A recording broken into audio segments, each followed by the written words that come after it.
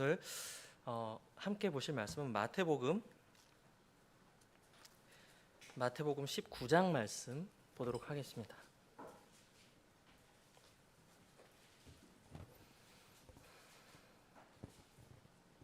마태복음 19장 16절에서 26절 말씀. 마태복음 19장 16절에서 26절까지 말씀인데요. 교독으로 읽도록 하겠습니다. 제가 먼저 읽겠습니다. 그리고 보라, 한 사람이 그분께 나아와 이르되, 선한 선생님이여, 내가 무슨 선한 일을 행하여야 영원한 생명을 얻으리이까 하니,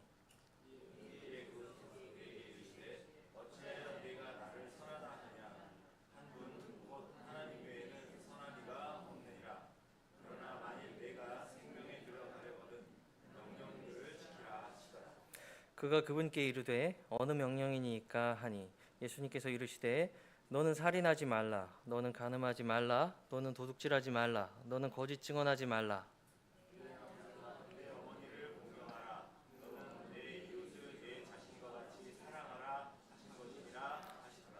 그 청년이 그분께 이르되 이 모든 것은 내가 어려서부터 줄곧 지켜왔나이다. 내게 아직도 부족한 것이 무엇이니까 하니라.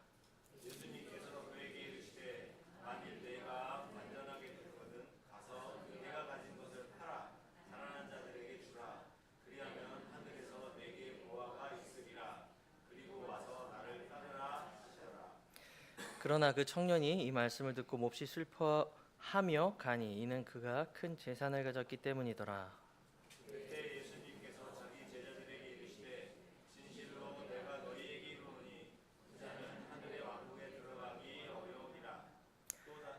또다시 내가 너희에게 이르노니 낙타가 바늘귀를 통과하는 것이 부자가 하나님의 왕국에 들어가는 것보다 더 쉬우니라 하시더라.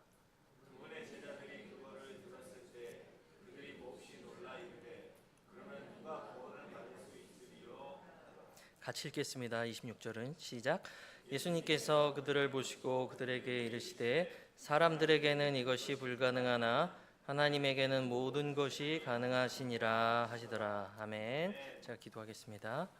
사랑이 많으신 아버지 하나님, 감사와 찬양을 주님께 올려드립니다. 소망 없는 저희들을 주님의 몸의 각 지체로 삼아주시고 사랑하는 아들이요 자녀들로 저희들을 하나님의 집에 모여 이렇게 영적인 교제 나누고 존귀하신 하나님의 말씀을 나누며 지체 간에 서로 격려하고 주님 교제할 수 있는 이런 복된 시간을, 기회를 허락해 주셔서 너무나도 감사드립니다. 우리가 육신 안에서 신음하고 있지만 너무나도 연약한 자들입니다. 하나님의 말씀에만 소망이 있음을 고백을 드립니다. 이 말씀이 선포될 때 말하는 자나 듣는 자 모두 하나님으로부터 가르침 받고 위로와 격려를 얻는 시간이 되게 해주시옵소서. 예수님의 이름으로 기도드립니다. 아멘. 자, 오늘 우리가 함께 읽은 본문은 우리에게 매우 익숙한 본문입니다. 하지만 우리에게 익숙한 본문인 것만큼 이제 밖에서는 구원론에 관련해서는 많은 오해를 불러일으키는 기록이기도 합니다. 저도 젊었을 때부터 이제 개역 성경부터 성경을 읽었지만 지금 여러분과 함께 이렇게 교독한 이 말씀을 읽을 때마다 마음이 불편했습니다. 그리고 내 구원에 관한 어떤 불안감이 이제 제 마음에 있었다는 기억이 지금도 있네요. 제가 결혼하기 전이니까 제가 이제 오순절 교회 다닐 때 제 친구와 이렇게 성경 묵상한 것을 이렇게 교제했는데 그 친구도 저처럼 이 본문에 대한 어떤 본문을 읽으면서 구원에 대한 불안감을 가지고 있고, 특별히 마태복음 25장에 그 양과 염소 민족 심판 나오잖아요.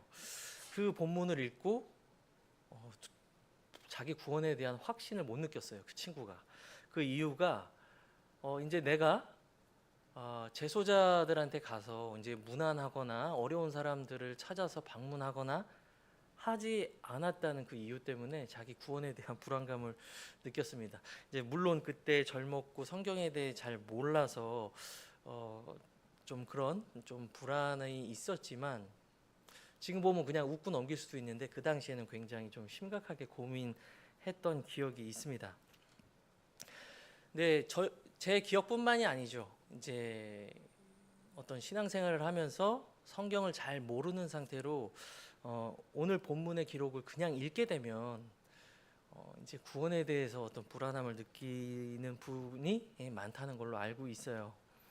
그렇다면 우리가 이 본문 기록을 읽었을 때 왜 불안함을 느낄까요? 여러 가지 이유가 있지만 저는 그 중에 하나로 이것을 듭니다. 우리가 성경을 읽을 때 전체가 아니라 내가 읽는 부분만 보고 판단하고 읽을 때 우리는 성경을 사사로이 해석하게 됩니다. 제가 이 본문에 대해서 오해를 풀었을 때는 제가 성경의 전체적인 그림이 무엇인지 알고, 그리고 성경 전체 책들이 상호간에 어떤 관계를 가지고 있는지를 깨달았을 때 제 마음속에 불안이 해소되는 걸 느꼈습니다. 제가 지금 이렇게 말씀드린 이것을 일컬어서 이제 사람들이 많이 얘기하죠. 성경이 성경을 해석한다라고 말하기도 합니다. 왜냐하면 성경은 다른 어떤 외적인 증거보다 훨씬 권위 있는 내적 증거들을 가지고 있기 때문입니다. 아멘입니까? 네. 성경은 하나님의 영감으로 기록되고 오늘날까지 오류 없이 여러분의 손 위에 들려 있습니다. 그렇기 때문에 우리는 성경을 읽을 때 다른 성경이 그 지금 내가 읽고 있는 본문에 대한 명확한 뜻을 밝혀준다는 것이죠. 이 성경이 말씀하시기를 모든 사람, 어머니의 뱃속에서 첫 번째 출생만 경험한 모든 사람이 죄 아래 있다고 선포합니다. 그리고 이 죄의 문제를 해결하지 못한 모든 사람들은 언어로 표현할 수 없는 허기와 결핍과 갈증을 가지고 살아갑니다. 지금 우리 주변을 많이 살펴본 그런 사람들이 많이 있죠. 인생을 방황하면서 살아갑니다. 서로 다른 것을 탐닉하면서 살아가지만 그 사람들은 이게 왜 그런지도 모른 채 인생의 그냥 결핍을 자신의 방종함과 방탕함으로 그냥 해결하려고 하죠. 성경은 바로 그 결핍의 원인을 죄라고 말씀하고 있습니다.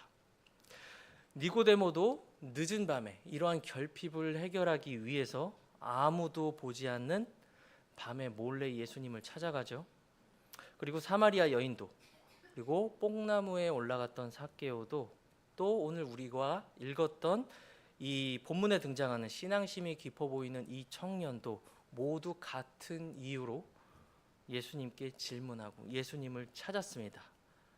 이 사람들은 모두 죄인이기 때문이죠. 이 사람들에게 지금 가장 필요한 것은 바로 그들을 죄로부터 구원해 줄 구원자입니다. 자, 여기서 질문하는 사람이 세 복음서에 다 나옵니다. 마태, 마가, 누가. 마태에서는 청년이라고 호칭되고요. 마가복음에서는 한 사람이라고 불립니다. 그리고 누가복음에서는 어떤 치리자라고 불립니다. 이 세 복음서를 종합해 볼 때 지금 이 사람은 부유하고 젊은 치리자다라는 것을 알 수가 있습니다. 그리고 이 사람은 자기가 지금 현재 가지고 있는 사회적 지위 그리고 많은 재물에도 불구하고 예수님 앞에 나와서 영원한 생명, 구원에 대해서 질문한다는 것은 굉장히 칭찬할 만합니다. 많은 사람들이 무엇을 먹을까, 무엇을 입을까만 구하지만 우리가 지난주 수요일에 나눴던 것처럼 빵을 달라고 하는 군중이 예수님을 찾아와서 빵을 달라고 했던 것처럼 그런 세속적인 것들만 구하지만 이 청년은 영적인 일에서 예수님 앞에 정답을 구했습니다. 어떻게 하면 내가 구원을 받을 수 있겠습니까? 동일한 질문을 했던 또 한 명의 사람이 있습니다. 바로 사도행전 16장에 나오는 빌립보 간수입니다. 그는 사도들에게 이렇게 질문하죠. 내가 구원을 받으려면 무엇을 해야 되겠습니까?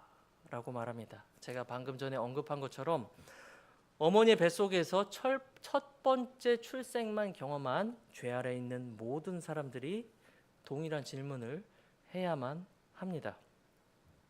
자, 이 젊은이는 매우 진지합니다. 지금 정답을 매우 구하고 싶어합니다. 그 빌립보 간수처럼 예수님께서 말씀만 하시면 자기는 무엇이든지 기꺼이 듣고 배울 의향이 있어 보입니다. 그럼에도 불구하고 안타까운 사실은 이 청년은 자기가 가지고 있었던 몇 가지 무지함으로 인해서 결국은 잘못된 결정을 내리게 된다는 것입니다. 오늘날에도 이 젊은이 같은 사람이 우리 주변에 얼마나 많이 있습니까? 영적인 것에 관심을 가지고 있습니다. 천국과 지옥에 대한 어떤 막연한 두려움도 가지고 있습니다. 그래서 어떤 이런 질문을 가지고 예수님을 찾고 구하기도 합니다. 그러나 어떻게 되죠? 예수님을 구원자로 영접하지 않습니다. 그리고 예수님을 주님으로서 따르면서 살지도 않습니다. 이것이 우리 주변에서 매일 일상다반사처럼 일어나고 있는 매우 비극적인 일이죠.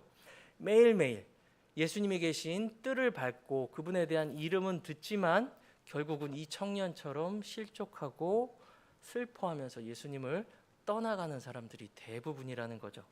자, 오늘 하나님께서 왜 이 기록을 우리에게 전해주셨습니까? 같은 과오를 범하지 말고, 자, 이 사람이 한 실수를 반복하지 말고 우리가 주님께서 주시는 진리를 잘 적용하라고 오늘날 우리에게 남겨주셨겠죠. 그래서 우리는 이 청년 치리자가 어떤 잘못을 했는지 살펴보고 같은 실수를 반복하면 안 되겠죠. 자, 첫 번째, 이 청년은 무엇에 있어서 실패했는가? 그 청년은 구원에 관해서 잘못된 관점을 가지고 있었습니다. 자, 이 청년은 16절에서 이렇게 질문하죠. 내가 무슨 선한 일을 행하여야 영원한 생명을 얻으리까? 라고 질문합니다. 자, 지금 신구약 성경 66권을 우리 손에 들고 있는 교회 시대 성도인 여러분은 이 청년의 얘기를 들었을 때 이 질문에 어떤 오류가 있는지 어렵지 않게 찾을 수 있습니다.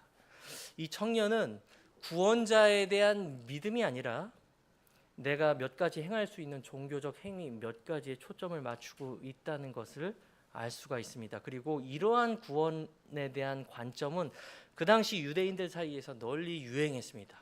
이런 율법주의적 행위 구원론은 저와 여러분이 생각하는 것 이상으로 굉장히 강력한 파급력을 가지고 있습니다. 이러한 구원론 때문에 예루살렘 교회와 안디옥 교회가 큰 위험에 처했었죠. 그리고 여러분이 알고 있는 갈라디아 교회는 대부분의 사람이 안식교 내지는 여호와 증인으로 개종할 뻔한 사건이 있기도 하였습니다. 그리고 지금 현재에도 행위로 구원을 받으려는 많은 사람들이 있습니다. 하지만 구원은 내가 무언가를 행하는 것이 아니라 구원자께서 나를 위해 이루어 놓으신 그 일들을 믿고 그것에 안식하는 것에 있다고 성경은 말씀하고 있습니다. 모든 것을 다 갖춘 것만 같았던 니고데모가 밤에 몰래 예수님을 찾아왔죠. 이것과 똑같은 결핍을 오늘 본문의 이 청년도 분명히 느끼고 있습니다. 그래서 자기가 가지고 있었던 사회적 지위나 부와 재산에도 불구하고 예수님 앞에 이렇게 어떻게 구원을 얻는지에 대해서 질문을 한 거죠. 그런데 이 사람은 그것에 대한 길을 구원자 예수님이 아니라 자신의 행위에서 찾았다는 것입니다. 하지만 성경 전체에서 우리는 이 청년에 대해서 무엇이라고 말씀하고 있는지를 봐야 되겠죠. 에베소서 2장 8절은 이렇게 말씀하고 있습니다. 너희가 믿음을 통해 은혜로 구원을 받았기 때문이니 그것은 너희에게서 난 것이 아니요 하나님의 선물이라. 행위에서 난 것이 아니니 이것은 아무도 자랑하지 못하게 하려 함이니라고 말씀하고 있습니다. 그리고 주님은 이 청년보다 먼저 전기 예루살렘 사역에서 니고데모를 만나서 이렇게 말씀하셨죠. 하나님께서 세상을 이처럼 사랑하사 독생자를 주셨으니 이것은 누구든지 그를 믿는 자는 멸망하지 않고 영존하는 생명을 얻게 하려 하심이라 라고 말씀하고 있습니다. 그는 구원에 대한 잘못된 관점을 가지고 있었습니다. 그리고 두 번째로 그는 구원자에 대한 잘못된 생각을 가지고 있었습니다. 자, 이 청년은 예수님을 랍비, 선생님이라고 칭하죠. 하지만 예수님께서는 이 사람이 가지고 있었던 잘못된 관점을 교정해 줍니다. 자, 한 분 하나님 외에는 선한 이가 없다라고 말씀을 하죠. 예수님의 말의 이면에는 이런 뜻이 있습니다. 지금 자네가 말한 것처럼 나는 랍비가 맞다, 선생이다. 하지만 당신이 말한 것처럼 내가 만일 랍비이기만 하다면 나는 선할 수 없다. 왜냐하면 선하신 분은 하나님 한 분밖에 없기 때문이다 라고 말씀하는 것이죠. 선한 선생님은 위대한 사람이라는 것이 분명합니다. 하지만 선한 선생님은 하나님이 아니십니다. 자, 여러분, 예수님이 예언자가 맞습니까? 맞습니다. 예수님은 모세와 같은 예언자이십니다. 그렇다면 예수님께서 왕이십니까? 예수님은 이스라엘의 왕이십니다. 하지만 예수님이 어떤 호칭으로 어떻게 불리시던지 간에 예수님께서 주님이 아니시라면 예수님은 저와 여러분의 구원자가 되실 수가 없습니다. 마치 우리가 지난 수요일에 나눴던 것처럼 빵을 먹기 위해 예수님을 찾았다가 실망하고 실족하며 떠났던 그 군중도 예수님을 선생님이라고 불렀습니다. 하지만 이와 반대로 자신이 죄인임을 깨닫고 내 자신 스스로 구원할 수 없고 오직 구원자만이 나를 구원하실 수 있다고 고백하는 사람들은 어떻게 주님을 부르는지 한번 누가복음 5장을 찾아보겠습니다.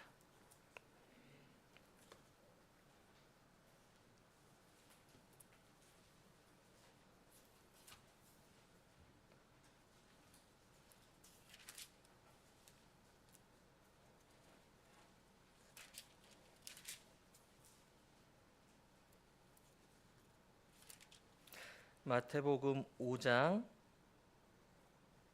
8절입니다. 죄송합니다. 누가복음 5장 8절입니다. 감사합니다. 제가 읽어드리겠습니다. 시몬 베드로가 그것을 보고 예수님의 무릎 앞에 엎드려 이르되 오 주여 내게서 떠나소서 이는 내가 죄 많은 사람이기 때문이니이다 라고 고백하는 것을 볼 수 있습니다. 예수님을 주님으로 알지 않고는 우리 누구도 구원을 받을 수가 없다는 것입니다.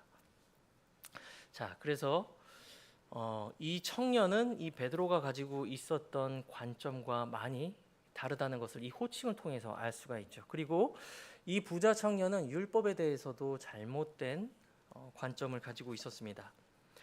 예수님께서는 청년에게 몇 가지 계명을 제시하셨죠.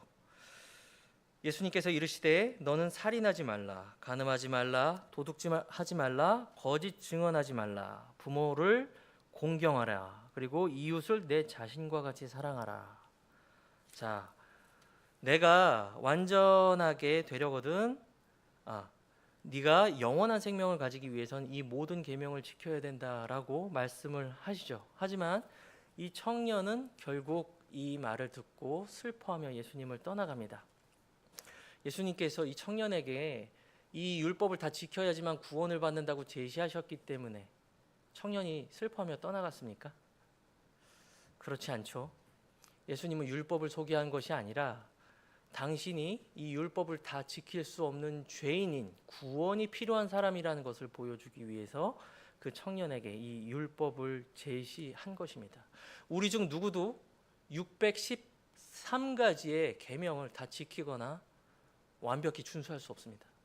만약에 여러분이 612가지를 지키고 마지막 하나만 어긴다고 해도 마지막 613가지 모든 율법을 다 범한 사람이 되기 때문이죠. 이 세상에서 율법을 범하지 않고 그것을 흠없이 지키면서 완전히 성취하신 사람은 단 한 분뿐이십니다. 바로 우리 주 예수 그리스도께서 흠없는 희생화물이 되셔서 저와 여러분을 대신해서 율법을 성취하시고 구속을 완성해 주셨죠. 그분 외에는 그 어떤 사람이든 율법 준수나 선행을 통해서 구원받을 수 있는 사람은 단 한 사람도 없습니다. 율법의 기능이 무엇입니까? 그것은 죄를 깨닫게 하는 것입니다. 로마서 3장 20절은 이렇게 말씀하고 있습니다. 율법의 행위로는 그분의 눈앞에서 의롭게 될 육체가 없나니 이는 율법으로는 죄를 알게 되기 때문이라 라고 말씀하고 있습니다. 자, 모든 것을 만약에 이 청년이 모든 것을 다 가산을 팔아버리고 그리고 예수님을 따랐다면 이 청년이 구원받았을까요? 그럴 수가 없습니다. 예수님께서 죽으시고 부활하시고 승천하신 이후에 남은 제자들 대부분이 다 모든 것을 버리고 예수님을 따랐던 제자들이었습니다. 그런데 베드로가 사도행전 15장에서 예루살렘 공회에서 어떻게 선포하죠? 이방인이든 유대인이든 모든 사람은 믿음을 통해 은혜로 구원을 받는다고 선언했죠. 자기가 모든 것을 버리고 예수님을 따랐기 때문에 구원받는 것이 아닙니다. 그리고 그는 자신의 죄를 인정하지도 않았습니다. 주님께서 몇 가지 율법을 제시하자 그는 자신 있게 말하죠. 이것은 내가 어릴 적부터 다 지켜왔던 것들입니다 라고 대답을 합니다. 놀라운 자신감이죠. 자신은 흠없이 웬만한 율법은 다 지키고 살아왔다고 자부하는 모습을 보이고 있는 것 같습니다. 하지만 누구도 율법으로 구원을 받을 수 없는 이런 상황에서 예수님께서는 이 사람이 이제 자신의 죄를 깨달을 수 있도록 계속 인도해 주시죠. 저는 무엇을 해라, 무엇을 하지 말라의 모든 계명이 613가지가 있다고 말씀드렸습니다. 자, 이것을 10가지로 줄이면 몇 개죠? 10개죠. 10계명입니다. 그리고 예수님은 이것을 다시 2가지로 줄이십니다. 무슨 계명이죠? 너는 주 내 하나님을 마음을 다하고 혼을 다하고 생각을 다하여 사랑하고 내 이웃을 내 몸과 같이 사랑하라. 그렇죠? 2가지로 줄입니다. 자, 이 많은 계명을 줄인다고 해서 우리가 율법 준수로 들어갈 수 있습니까? 불가능합니다. 자, 구원에는 항상 다음 2가지가 수반됩니다. 아까 제가 누가복음 5장 8절을 읽어드렸죠. 시몬 베드로는 2가지, 그러니까 예수님을 주님이라고 부르면서 구원에 이르는 과정에서 2가지 모습을 보입니다. 첫 번째는 자기가 죄인이라는 확신을 가지는 것입니다. 이것은 말씀이 선포될 때 성령님이 그 말씀을 도구 삼아서 죄인의 마음에서 일으키는 영적인 변화입니다. 그래서 우리는 기도하는 것도 중요하지만 우리 사랑하는 우리 구원받지 않은 가족들을 위해서 항상 말씀을 전할 준비를 하고 있어야 됩니다. 그리고 베드로는 자신이 죄인임을 고백합니다. 자신이 죄인임을 확신하고 죄인임을 고백하는 것, 이것은 내가 나의 죄를 드러내야 되기 때문에 수치스러울 수 있지만 우리가 구원받기 위해서 반드시 필요한 것입니다. 베드로는 그것을 했죠. 하지만 지금 청년을 보십시오. 지금 청년은 자기가 죄인임을 확신하지 않았습니다. 죄를 고백할 수도 없겠죠. 자기가 죄인인지도 모르니까. 그저 자신의 많은 재물을 포기해야 된다는 그런 슬픔만이 이 청년의 마음을 가득 채우고 있었습니다.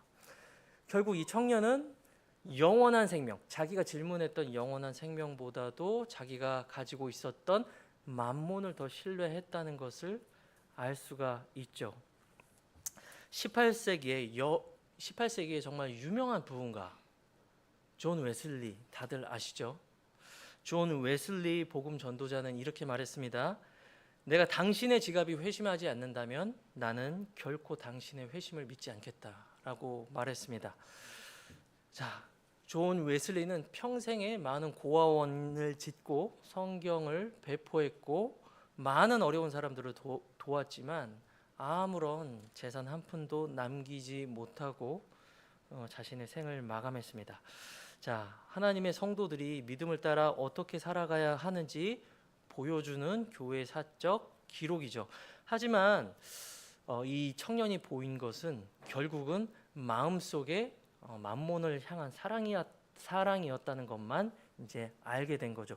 율법으로 인해서 자기 한계를 보기는 했습니다. 하지만 그것이 죄라는 것을 명확히 인식하지 못했습니다. 이것을 보고 예수님께서는 말씀하셨습니다.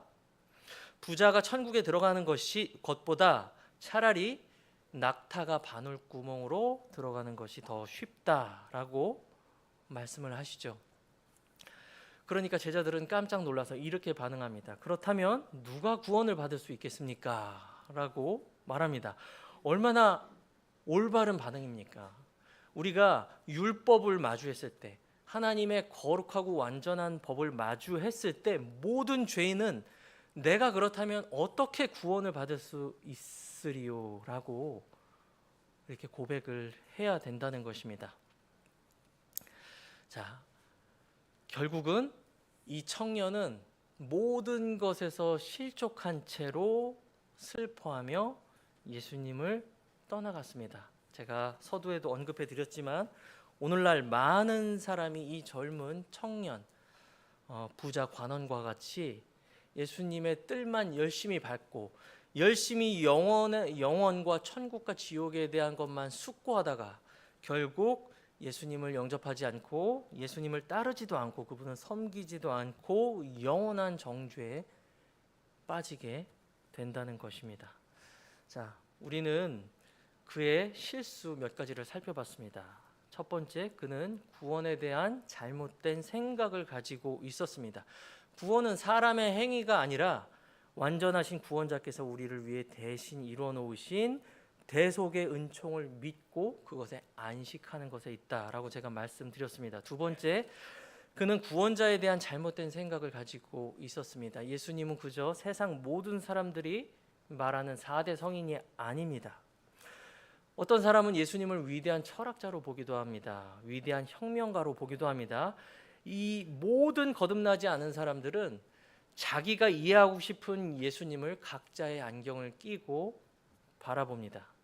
하지만 예수 그리스도께서는 주님이시고 하나님이시고 그분은 우리에게 구원을 주시는 분이십니다. 아멘이시죠? 그리고 이 청년의 율법에 대해서도 잘못된 생각을 가지고 있었습니다. 율법은 죄를 깨닫게 하시는 것이지 그것을 지켜서 완전함에 이르라고 주신 것이 아니라는 것이죠.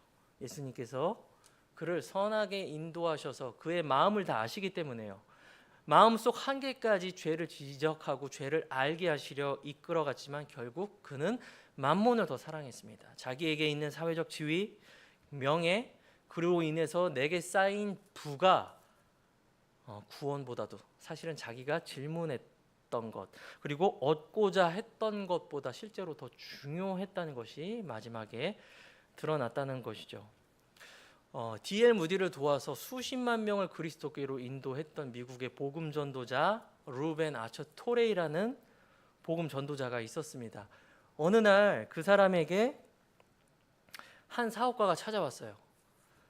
그 토레이 목사님은 그 사업가에게 당신은 오늘 주 예수님 앞에 나와 죄인임을 인정하고 그분께 자신을 의탁하십시오. 그리고 그분을 섬기십시오라고 얘기했습니다. 하지만 그 기업가는 지금 사업이 너무나도 바쁜 관계로 내가 시간을 조금 더 미뤄서 좋은 시간에 제가 다시 찾아와서 예수님을 영접하겠습니다 라고 했을 때 그 토레이 목사님이 그 기업가에게 제시한 말씀은 마태복음 6장 33절이었습니다.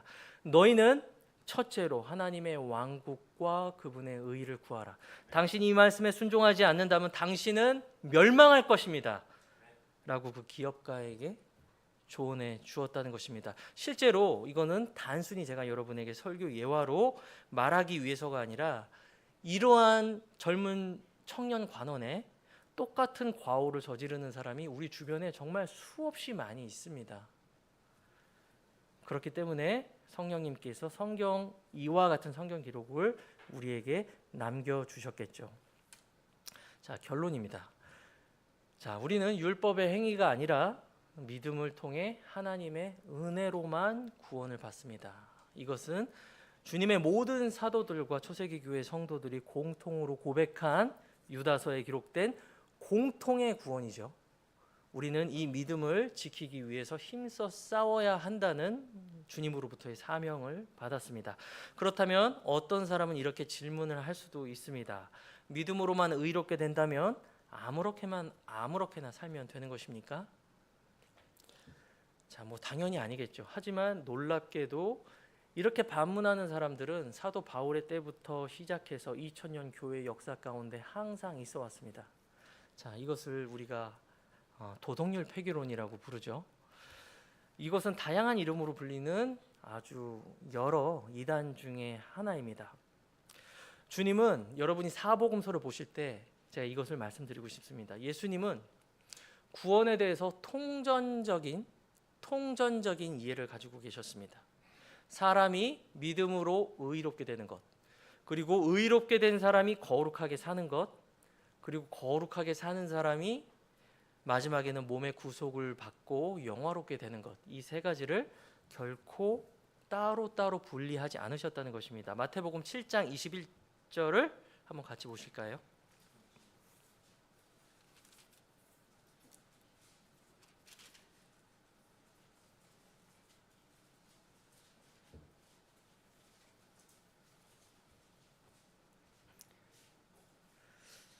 자, 제가 읽어드리겠습니다. 눈으로 따라 읽어주십시오. 내게 주여 주여 하는 자가 다 하늘의 왕국에 들어갈 것이 아니요 다만 하늘에 계시는 내 아버지의 뜻을 행하는 자라야 들어가리라 라고 말씀합니다. 저는 앞서 오늘 우리가 읽었던 본문만큼이나 저는 이 말씀을 듣고 항상 구원에 대해서 불안해했던 기억이 굉장히 많았던 말씀입니다. 하지만 내가 이 성경 구절을 해석하기 위해서는 어떻게 해야 된다고 말씀드렸죠? 단어보다는 구절을, 구절보다는 문단을, 문단보다는 책 전체 상호 관계 안에서 지금 내가 보는 이 구절을 이해해야 된다고 말씀드렸습니다. 그렇다면 내가 아버지의 뜻을 열심히 행해야지만 천국에 들어가는 것입니까? 우리가 아버지의 뜻을 알기 위해서는 요한복음 6장으로 가야 됩니다. 요한복음 6장도 한번 같이 보실까요?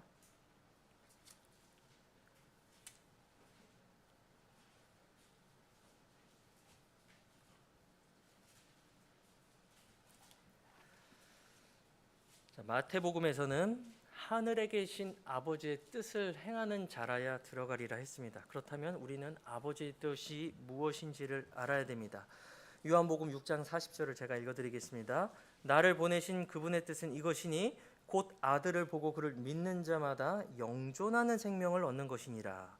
그리고 내가 마지막 날에 그를 일으켜 세우리라고 말씀하고 있습니다.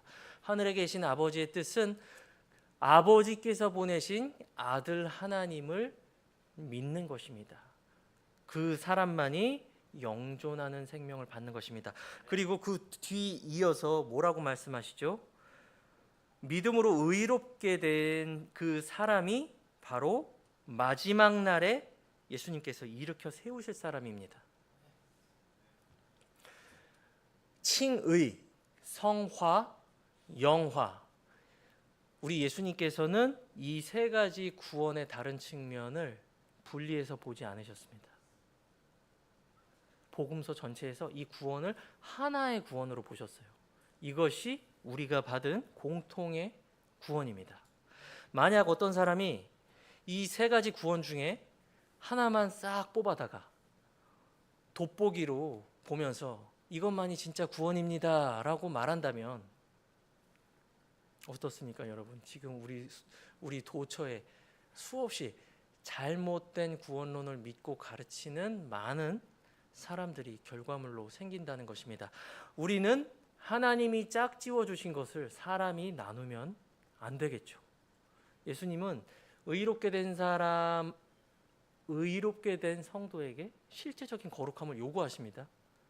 그리고 실제적으로 거룩한 성도가 의로운 신분을 가지고 있는 것으로 간주하십니다. 그리고 그 성도는 마지막 날에 예수님께서 새 몸으로 부활시켜 일으켜 세울 사람입니다. 한마디로 이 세 가지 구원을 하나로 보신다는 것이죠.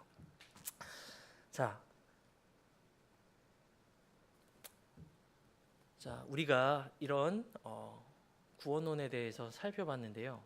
우리가 균형 잡힌 구원론을 가지고 우리가 가르치는 것은 매우 중요한 일입니다. 이 시대의 조류에 휩쓸리지 말고, 지금 아까 우리 임승환 집사님 이스라엘의 시간표를 보면서 마지막이 다가왔다고 말씀하고 있는데, 이때 우리가 가장 중요하게 붙들고 있어야 될 게 사운드 닥트린, 건전한 교리입니다. 왜냐하면 건전한 교리가 없으면 우리는 주님의 신부로서 예수님의 재림을 효과적으로 준비할 수 없습니다. 그렇기 때문에 우리가 성경에 기록된 이 모든 말씀을 균형 있게 잘 붙잡고 열매 맺는 성도 되었으면 좋겠습니다. 기도하겠습니다. 살아계신 아버지 하나님, 감사와 찬양을 주님께 올려드립니다. 주님, 기록된 말씀을 통하여 우리에게 늘 언제나 진리를 가르쳐 주시고 또한 진리 가운데로 인도해 주시는 성령님, 감사와 찬양을 올려드립니다. 주님의 몸된 작은 무리는 규모와 상관없이 주님 앞에 너무나도 중요한 하나님의 귀한 기관입니다. 주님께서 이 모임을 통하여 영광 받으시고 이 모임을 통하여 하나님의 일들을 이루시기를 원하십니다. 오늘 우리가 함께 나눈 말씀을 통하여서 우리가 바른 구원론 위에서 참된 성령님의 열매를 맺어 아버지의 참된 제자가 되고 또한 아버지께 영광을 올려드리는 복된 서울제일침례교회 성도들이 되게 해주십시오. 예수님의 이름으로 기도드립니다.